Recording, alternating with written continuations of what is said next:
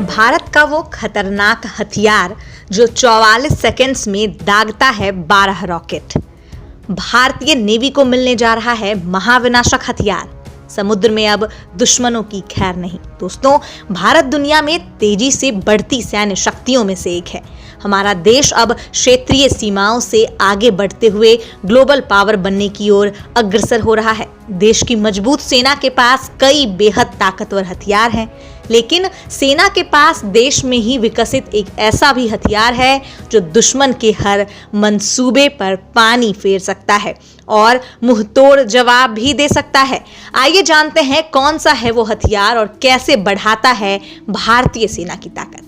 दोस्तों, दरअसल हम बात कर रहे हैं Pinaka multi barrel rocket launch system की। यह एक ऐसी मिसाइल प्रणाली है जो छोटे दायरे में लड़े जाने वाले युद्ध में ब्रह्मास्त्र साबित हो सकती है। यानी कि 30 किलोमीटर के दायरे में इसकी ताकत का कोई सानी नहीं है। दोस्तों, इस रॉकेट लॉन्च सिस्टम को डीआरडीओ के armament research and development establishment ने विकसित किया है।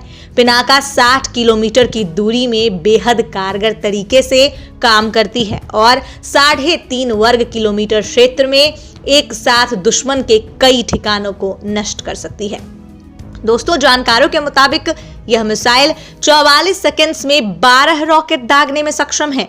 दरअसल यह कम तीव्रता वाली युद्ध जैसी स्थिति के दौरान काम करने में बेहतर कारगर है और सैन्य क्षमता में जबरदस्त इजाफा करती है। बता दें कि पिनाका का 12 जनवरी 2017 को ओडिशा के तट पर चांदीपुर से सफल परीक्षण हुआ था। पिनाका दुश्मन के बंकरों को भेदने के लिए सबसे शानदार हथियार है। पहली स्वदेशी एयरक्राफ्ट कैरियर आईएनएस विक्रांत के बारे में अब आपको हम बताने वाले हैं, जिसके बारे में हमने आपको हेडलाइन में भी बताया है कि भारतीय नेवी को एक ऐसा खतरनाक हथियार मिलने वाला है जिससे दुश्मन के होश उड़ने वाले हैं। दोस्तों, आपको बता दें, पहले स्वदेशी एयरक्राफ्ट कैरियर आईएनएस विक्रांत के तीसरे सी ट्रायल पर जाने की खबर के बाद इसे इसी साल नौसेना में शामिल होने की संभावना बढ़ गई है। इसका अर्थ यह है कि भारतीय नौसेना को लंबे अरसे के बाद 2 कैरियर बैटल ग्रुप्स के साथ काम करने का मौका मिलेगा। दोस्तों, अब आपको हम बताने जा रहे हैं कि इसका हिंद महासागर में किस तरह से भारत का प्रभाव बढ़ने वाला है। दोस्तों, चीन की हिंद महासागर में दखल अंदाजी और पड़ोसी देशों को चीनी सबमरीन मिलने के बाद भारतीय नौसेना समुद्र में बढ़ती हुई प्रतिद्वंदता को बहुत सावधानी से देख रही है। 2 कैरियर बैटल ग्रुप्स के समुद्र में रहने से हिंद महासागर में भारतीय नौसेना के प्रभाव में काफी बढ़ोतरी होगी। दोस्तों, आपको बता दें, स्वदेशी एयरक्राफ्ट कैरियर आईएनएस विक्रांत ने अपना पहला सी ट्रायल किया था, जिसमें उसने समुद्र में चलने और बेसिक नेविगेशन का परीक्षण किया था। आपको बता दें कि इसके दूसरे सी ट्रायल में एयरक्राफ्ट कैरियर की मशीनों और फ्लाइंग ऑपरेशन को जांचा गया था। अपनी दूसरे सी ट्रायल में ही विक्रांत ने 10 दिनों तक समुद्र में रहकर परीक्षण किया। दोस्तों, आपको बता दें, अब तीसरे सी ट्रायल में अधिक मुश्किल हालातों में जहाज को परखा जाएगा और विभिन्न सेंसरों का भी परीक्षण होगा।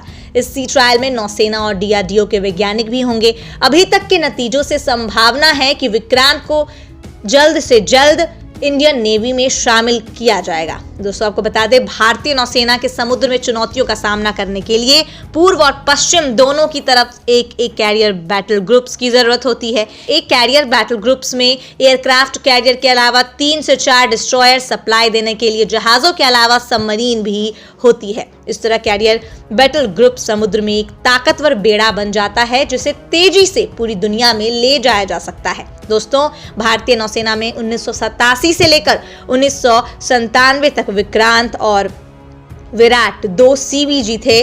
जी हाँ, आपको बता दें, जो 1997 में विक्रांत के रिटायर होने के बाद एक रह गया था। दोबारा 2014 में विक्रमादित्य के नौसेना में शामिल होने के बाद 2016 तक विराट और विक्रमादित्य को सीवीजी रहे, लेकिन विराट के रिटायर होने के बाद फिर एक रह गया। नए स्वदेशी एयरक्राफ्ट कैरियर के आने से अब उम्मीद है कि लंबे अरसे तक 2 सीवीजी भारतीय नौसेना के पास होंगे।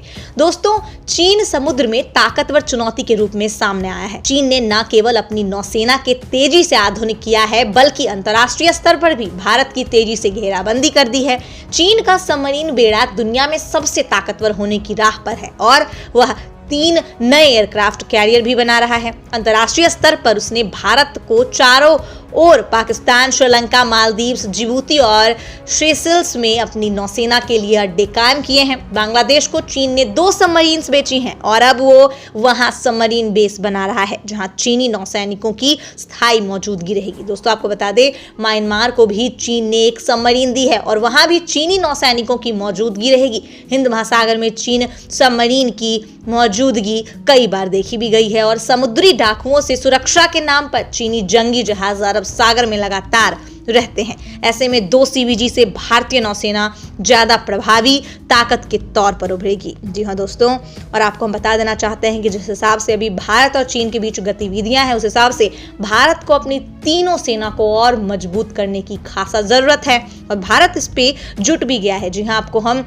खबर देते रहते हैं कि भारत अपनी सेना में कैसे कैसे खतरनाक हथियार शामिल कर रहा है, चाहे वो नेवी हो, चाहे वो इंडियन एयरफोर्स हो या फिर भारत की थल सेना हो। तीनों ही सेना भारत की मजबूत होती ही जा रही है दिन ब दिन, और जिससे चीनी सेना में भी हड़कंप मचा हुआ है। अभी हाल ही में हमने आपको बताया था कि किस तरह से पाकिस्तान भारत की राफेल से इतना डर गया है कि उसे चीन का फीसदी जो है वो एयरक्राफ्ट खरीदना पड़ा, चीन के ड्रोन्स खरीदने पड़ रहे हैं क्योंकि वो भारत की राफेल से डरा है। उसी तरह चीन भी भारत की खतरनाक हथियारों से डरा हुआ है। वो भी अपने हथियार बनाने की कोशिशों में जुटा हुआ है और वो बस यही चाहता है कि किसी तरह वो भारत को हरा पाए, और भले वो पाकिस्तान की मदद करे इसमें या जो भी भारत के पड़ोसी देश हैं उनसे मदद कर चीन भारत को किसी भी तरह नीचा दिखाना चाहता है। लेकिन आपको बता देना चाहते हैं कि भारत अपनी मजबूती के साथ तैयारियों में जुटा हुआ है।